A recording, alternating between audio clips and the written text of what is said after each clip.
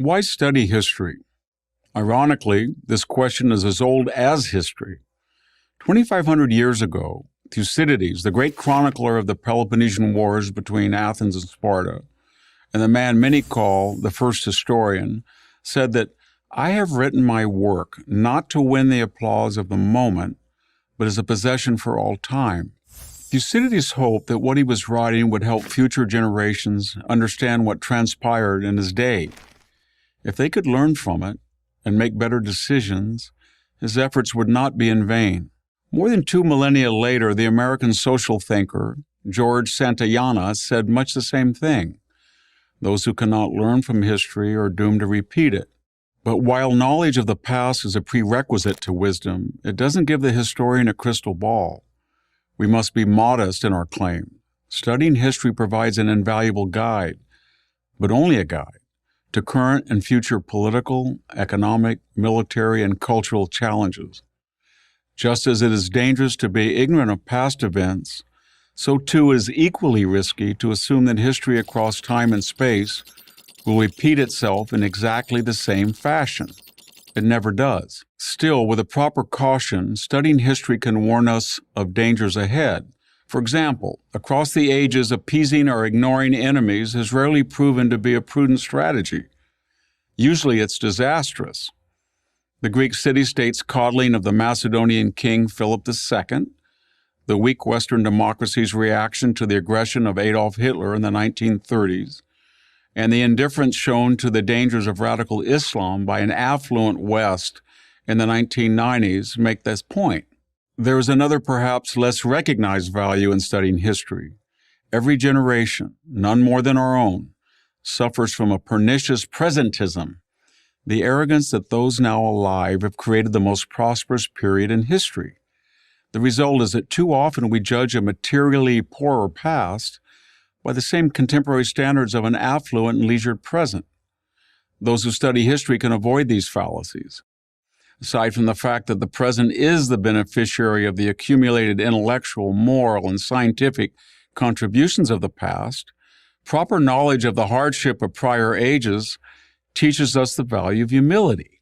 To take just one possible example, it might be an easy thing to chronicle what seems to us prejudices recorded among the wagoners on the Oregon Trail in the 1840s. It is quite another to imagine how the trailblazers struggled to survive one more day in an age without effective medicines, labor-saving machines, or adequate shelter. Studying history also confers much-needed perspective. It's neither fair nor wise to attempt to apply the moral standards of today to, say, the far more deadly 17th century, when life, in the words of English philosopher Thomas Hobbes, was solitary, poor, nasty, brutish, and short.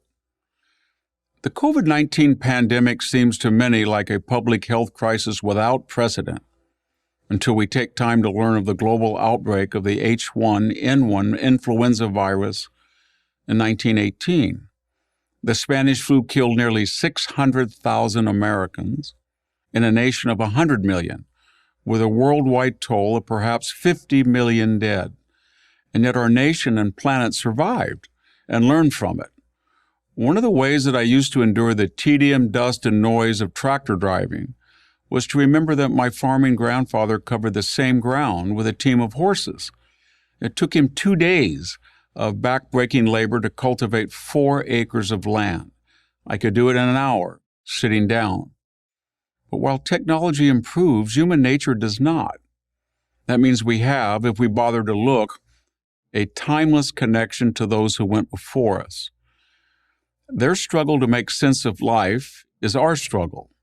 In this regard, there's still much to learn from King David, the Roman Emperor Marcus Aurelius, or Elizabeth I.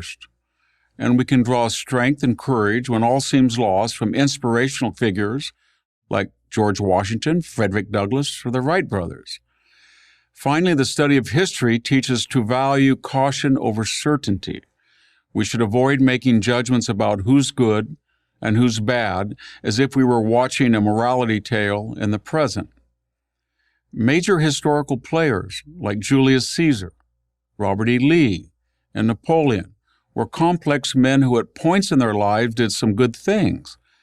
That these efforts ultimately led to bad outcomes, made far worse by their own outsized talents, is one of the many tragedies of history. So why study history? Nobel Prize-winning American novelist William Faulkner summed it up as well as anyone. The past is not dead. In fact, it's not even past. I'm Victor Davis Hanson, Senior Historian at the Hoover Institution at Stanford for Prager University. Thank you for watching this video. To keep PragerU videos free, please consider making a tax-deductible donation.